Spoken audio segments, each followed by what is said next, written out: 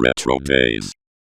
Even though Halloween is still nearly a week away, it does fall on Friday, meaning this will be our last Halloween video of the season. I don't know about you, but the month has gone by way too fast for my liking.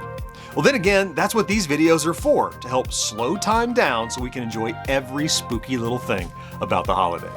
With that in mind, I've decided for our final video to take us all the way back to that most wonderful place of our childhoods, the corner store.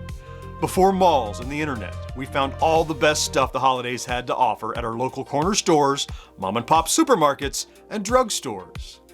And for Halloween, that meant a bevy of novelty items, all priced to move and often displayed right there next to the cash register. You know, for convenience.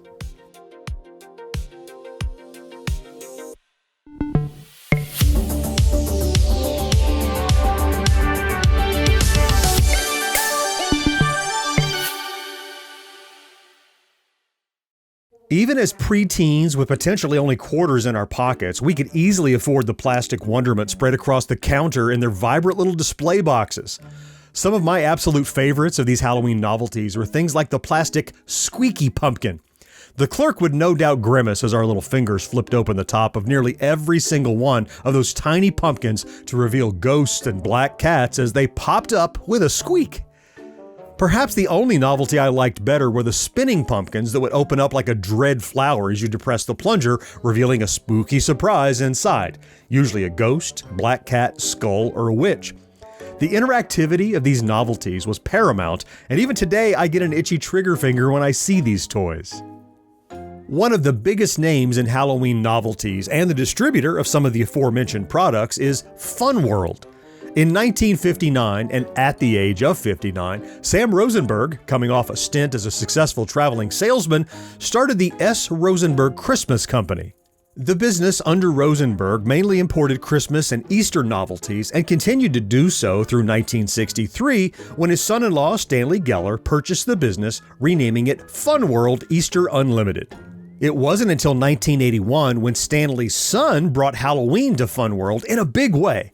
According to the official Fun World website, Alan Geller gave Fun World a real jumpstart in Halloween when he led the company during the growth of the Halloween business. He became the Halloween guru. In addition, his creation, the ghost face mask and costume, was born and became part of Hollywood history as the lead character of the Scream movie franchise and an icon of Halloween as quoted by the New York Times. Fun World is still in operation and celebrated their 55th anniversary back in April of 2018. It should go without saying, though, that we're more interested in their novelties from the 80s and 90s. One such Fun World novelty was the Halloween Sparkler, which came in the shape of either a jack-o'-lantern or skull. These were molded plastic pieces with see-through eyes. They had the same type of plunger mechanism as the spinning pumpkin, but this time the plunger created sparks inside the toy, lighting up the eyes in spectacular fashion. Although not specific to Fun World, there was another tin version of these same Halloween sparklers that featured flat, spinning discs with various designs on top. These designs included things like the face of a jack-o'-lantern, different types of black cats, and a couple varieties of witches. The older tin lithograph examples are often only labeled as being made in Japan or Hong Kong, while some of the newer plastic versions were made by Jimmy's Toys. Another memorable novelty from Fun World was the plastic collapsible puppets. Now, we've previously discussed these kinds of toys in our Forgotten Stocking Stuffers episode, stating that collapsing toys, first created by Walter Court Walls in 1932, are tiny segmented figures held together by lengths of string on the inside of the body pieces. Those original toys were made out of wood, but our two Halloween examples for today are of the plastic variety. The two I can find are a witch and a pumpkin man. Both stand atop halved jack-o'-lanterns that house the push-button mechanism on the underside. Though I love both of these, I think my favorite is the pumpkin man because of the extra splash of green on his jacket. Equally as appealing to my younger self were the different varieties of what Fun World called mask eyes, which were plastic eyeglasses that featured different faces as the eyepieces. For instance, one of the more popular types was made of tiny witch masks. If you're lucky enough to find a pair still on the card, you'll be treated to an orange-skied landscape with a trick-or-treating witch, a black cat, and a bat flying past a full moon. A second orange plastic pair featured tiny jack-o'-lantern eyepieces in place of the green witches. Of course, other companies had their own versions of this classic novelty, also depicting pumpkins and witches, alongside other designs like skulls and monsters. Another favorite, aside from Fun World's offering, was Halloween Goblin Glasses and Stuff Package, which also contained rings, fingernails, eyelashes, and fangs. Something akin to the collapsible figures, and apparently pretty rare, is the Flipping Acrobat Witch. I remember toys like this usually depicting a monkey, and in fact there's even a Curious George one. As for the witch version, she's hanging from orange bars and positioned over a white skull. A push of the button will cause her to flip over the top bar. I remember seeing novelties like this one, thinking it would be endless fun, only to grow old after a solid minute. These days, something like this would probably be marketed as a fidget toy. Not unlike the wide variety of clickers, many of which were also Fun World novelties. These small, palm-sized noisemakers were simple in design and practice. They depicted the same kinds of imagery that we've come to expect by now: pumpkins, witches, black cats, and the like. On the back of the plastic pieces were small metal sheets, sometimes covered with a plastic guard, that you could press to make a clicking sound. Like the squeaky pumpkins, this was one of the novelties your parents instantly regretted letting you purchase. There you go again, marching through the house wearing your best Halloween mask and relentlessly clicking away on a tiny pumpkin. Yeah, they're called noisemakers for a reason, and that's a lesson your parents only had to learn once. So instead of things that made noise, your parents insisted upon only novelties that silently lit up in some way. These, they reasoned, might also be good to keep you visible in the dark night as you wandered the streets in search of candy. One of my favorites was the monster head with a glow stick. These were partially opaque, white plastic monster heads that you were meant to put a glow stick in. You'd pull the stick up through the top of the head so you could tie a string to it. From that point, you could wear it around your neck like a medallion or hang as decoration. According to the package, there were 3 toys to choose from: Frankenstein's monster, a skull, and something they simply called Incredibly Ugly. Another light-up novelty, and one they still make variations of today, were the ubiquitous Halloween flashlights. Some of these were distributed by Fun World, but other companies also got in on the Halloween safety light game. There are some similarities across companies, such as the cheap plastic handle, the flimsy switch, often yellow or orange, and the jack-o'-lantern and skull-style toppers.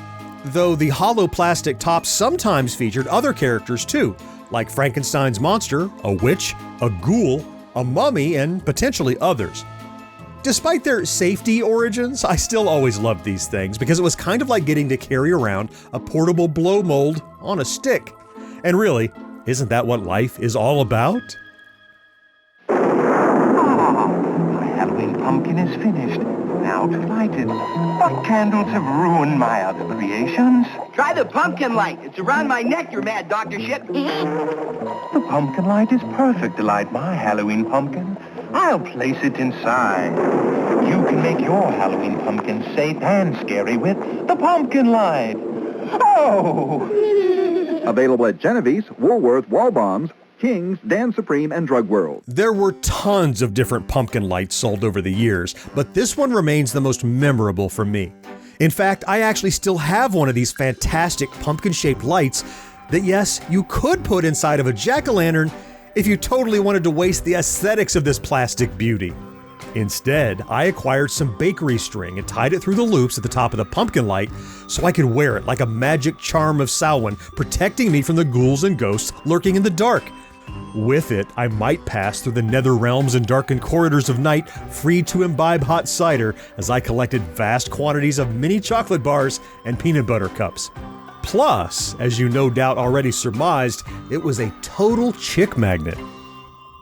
Up next, we have the iconic witch and skull rattles made by Bayshore. These wonderful plastic pieces came attached to a thin stick and were filled with stuff to make a soft rattling sound when you shook them. And yeah, I guess we're back to noisemakers that your parents lamented, but in this case, I'd say they were more than worth it. Your parents might have disagreed, but it was far too late for that. You ran around the house in your Thundercat underoos, shaking the ever-loving dickens out of those haunted rattles until the devil himself manifested in the form of a possessed Kit Kat bar, which you proceeded to devour uncontrollably, thus transforming you into Devil Child Underoo. brandishing your Halloween rattle, imbued with the power of evil Kit Kats, which is bad? Or is it good? Good, it's good. All hail, Devil Child Underoo, he of the possessed Kit Kat, which is apparently a thing I've said now. Witch fingers. That was the transition. We're moving on now. And, well, witch fingers. It may surprise you to learn that our crack team of researchers had a pretty hard time nailing down an exact history of these rubber costume fingers. The best we can do is suggest that they probably appeared sometime in the mid-20th century as part of the post-World War II boom in manufactured Halloween decoration and candies. It was during this time that there was less emphasis on homemade costumes and treats as manufactured items became more widespread and easily accessible. So yeah, hollowed out rubber witch fingers that you'd slip over the top of your own fingers became a thing. Even though it totally incapacitated your ability to, use your hand as a hand. Which isn't to say we didn't try, but the second we realized we couldn't even open a mini candy bar while wearing the dastardly things, we plopped them into our treat bags to swim at the bottom with the other detritus like pennies, loose candy corn, spider rings, and plastic vampire fangs. Lurking in the 10-cent and 25-cent vending machines near the exit of the supermarket, you'd find this one last chance to score Halloween novelties. Inside the glass coffins, a bevy of plastic and rubber awaited for those lucky enough to have a pocket full of jangling change. Here you'd find the spider and skull rings, tiny rubber bugs and lizards, skull medallions, jangling skeleton keychains, and perhaps the holy grail, wacky ghoulies, which appeared in vending machines in 1986 for a mere 25 cents. They were produced by Creata, which generally focused on making inexpensive knockoffs of popular toys. In this case, they fashioned these small, rubbery, deformed faces after the hugely popular Madball series. The vending machine display card only featured 5 ghoulies, but there were at least 8 to collect and often slight variations in coloring as well. Not that I needed an excuse to pump quarter after quarter into those machines so that I might amass a monster army in time for Halloween.